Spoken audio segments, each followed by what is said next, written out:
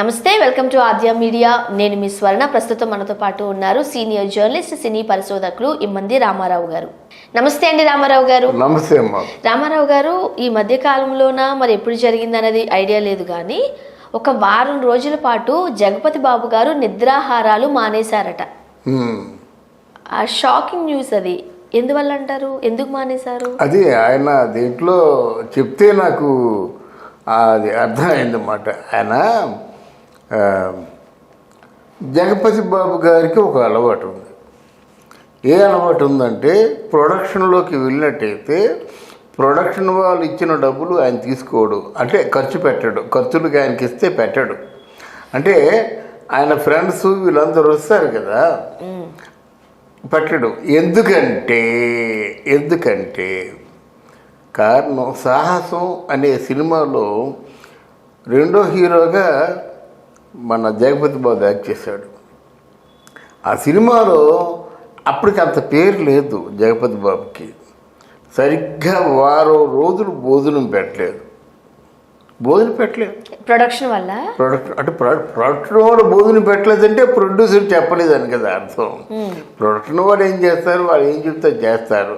Production manager ఏం చెప్తే చేస్తాడు. ప్రొడక్షన్ మేనేజర్ ప్రొడ్యూసర్ ఏం చెప్తే చేస్తాడు.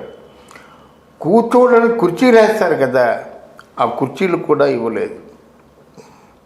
నైట్ పడుకోవాలి కదా, ఆ పడుకోవడానికి బస్ కూడా చూపించలేదు. ఎక్కడ ఖాళీగా ఉంటాడు పడుకోండి అనే పద్ధతిలో చెప్పారన్నమాట. అప్పుడు జగపతి బాబుకి ఆయన చాలా పద్ధతైన మనిషి. ఎందుకంటే చాలా మంచి మనిషి. కష్టం అంటే తొందరగా కరిగిపోతాడు, ప్రాబ్లం అంటే ఆ ప్రాబ్లం సాల్వ్ చేస్తాడు.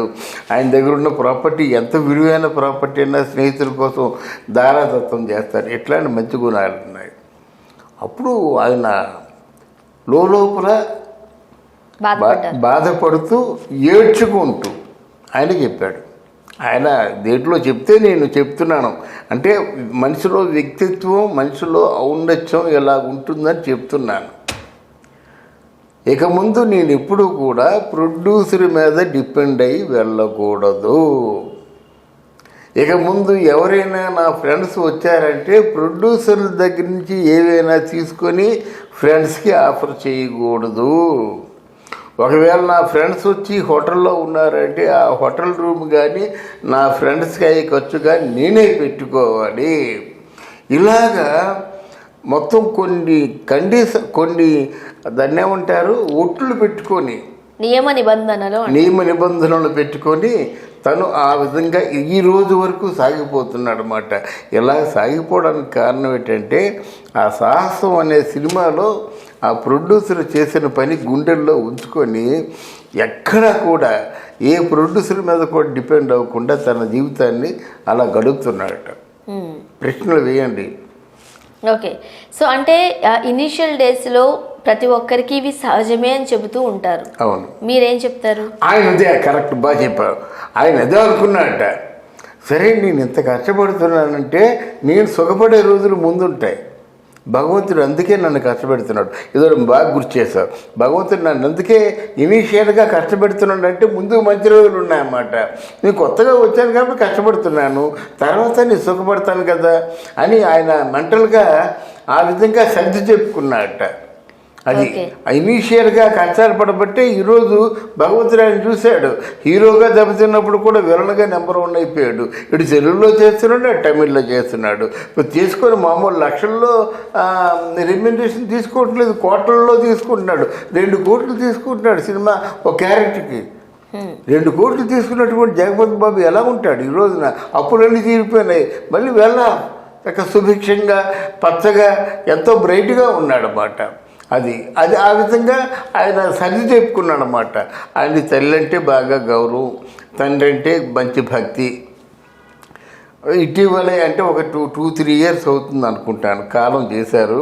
మన దైవ సన్నిధానం కన్స్ట్రక్షన్ అంతా విబి రాజేంద్ర ప్రసాద్ గారి, అంటే జగపతి బాబు తండ్రి గారి. ఆయన చేసుకున్న పుణ్యం అలాంటిది. వాళ్ళ అమ్మగారు చూడు ఎంత పవిత్రమైందంటే, వద్దు నాయన, ఈ మనుషుల మధ్య నాకు ఎందుకు, మీ నాన్న పోయారు కదా, అక్కడికే నేను పోతాను, నన్ను ఎవరు డిస్టర్బ్ చేయకుండా ఊరుకు దూరంగా ఒక పెద్ద ఇల్లు, అంటే ఒక తపోవనం, అది ఓ చెట్లు గిట్లు అన్నీ ఉంటాయి అక్కడ. అంటే తోటలో గార్డెన్లో ఋషీశ్వరులు తపస్సు చేసుకుంటున్నట్టు, లేళ్ళు తిరుగుతున్నట్టు ఆ బొమ్మలు చెక్కించారన్నమాట. అక్కడ ఆవిడ తపోవనంలో ఆవిడ తపస్సు చేసుకుంటూ అలాగ ఉంటుందన్నమాట. ఆవిడకు ఒక పని మనిషిని పెట్టేశారు. ఎంత అందమైన ముగింపు అంటే జీవితానికి నా దృష్టిలో అంతకంటే అందమైన ముగింపు లేదమ్మా. అంతే కదా, ఆ జీవితాన్ని అంత జీవితం గడిపిన వ్యక్తి, జగపతి సంస్థ అంటే ఆకాశంలో నిలబెట్టిన వ్యక్తి, తన చేతుల మీద కొన్ని వందల కుటుంబాలను బాగు చేసిన వ్యక్తి, తనకి ఎట్లాంటి క్లైమాక్స్ను ఊహించుకుందంటే ఒక తపోవనం అంతే. మామూలుగా ఏదో బ్రతకడం కోసం తినడం, అలా తపస్సులో కూర్చోవడం. ఇక్కడే పోతాను నేను. అప్పుడప్పుడు వస్తే చూడడానికి రా అంతే. ఈ బంధాలన్నీ మామూలు మనం పెట్టుకునే తప్ప అసలు బంధం దేవుడికి మనకే కదా. ఆ సత్యాన్ని గ్రహించిందన్నమాట. అది అంటే సందర్భం వచ్చింది కనుక చెప్పుకున్నాము. అంటే జగపతి బాబు కూడా అట్లాంటి నియమ నిబంధనలు పెట్టుకుంటూ మంచితనంగా ఉంటూ తనకి తెలిసిన అన్ని సత్కార్యక్రమాలే చేశాడు కాబట్టి భగవంతుడు కూడా ఆయన పక్షాన ఉన్నాడని మనం చెప్పుకుంటాం. అంత పెద్ద ప్రొడ్యూసర్ కొడుకై ఉండి కూడా కనీసం భోజనానికి నోచుకోలేదు అంటే బాధాకరమైన విషయమే కదా. అవునమ్మా, అంటే ప్రొడ్యూసర్ అంటే సినిమాలు తీసిన ప్రొడ్యూసర్ కాదు. పనికిమాల వాళ్ళు చాలామంది సినిమాలు తీస్తుంటారు. అలా కాకుండా విబి రాజేంద్ర ప్రసాద్ గారి తాలూకు బ్యానర్లో మాకు డబ్బులు తక్కువగా ఇచ్చారన్నటువంటి ఆర్టిస్ట్ ఒకరు లేరు. మీకు ఎంత మాట్లాడితే అంతకంటే 10 రూపాయలు ఎక్కువే ఇస్తారు కానీ తక్కువ ఎవరు. అలాగే ఒక సినిమా రాజు వెడలే అనే ఒక శోభన్ బాబు సినిమా, ఆ స్టాఫ్ అంటే ఆ కంపెనీలో పనిచేస్తున్నటువంటి స్టాఫ్ కోసం సినిమా తీసి ఆ వచ్చిన లాభాలన్నీ తన కంపెనీలో పనిచేసే వాళ్ళకి పంచినటువంటి ప్రొడ్యూసర్ అన్నమాట. అట్లాంటి తండ్రి జగపతి బాబు తాలూకు తండ్రి మాట. కనుక మనం వాళ్ళ గురించి విశేషంగా చెప్పుకోవాలి. అంటే కొంతమంది అయినా సరే ఆ జగపతి బాబు తండ్రి విబి రాజేంద్ర ప్రసాద్ స్ఫూర్తిని తీసుకుంటే వాళ్ళ దగ్గర పనిచేసే వాళ్ళు బాగుంటారన్నమాట. వాళ్ళకి కూడా ఆనందం ఉండాలి కదా. అయ్యో మనం పనిచేస్తున్నాం, మనం పనిచేసినందుకు మనకేదో వాళ్ళు చూస్తున్నారు, దేవుడు చల్లగా చూడాలి అనుకోవడానికి ఒక సందర్భం కావాలి కదా. అది. Thank you so much. Thank you very much.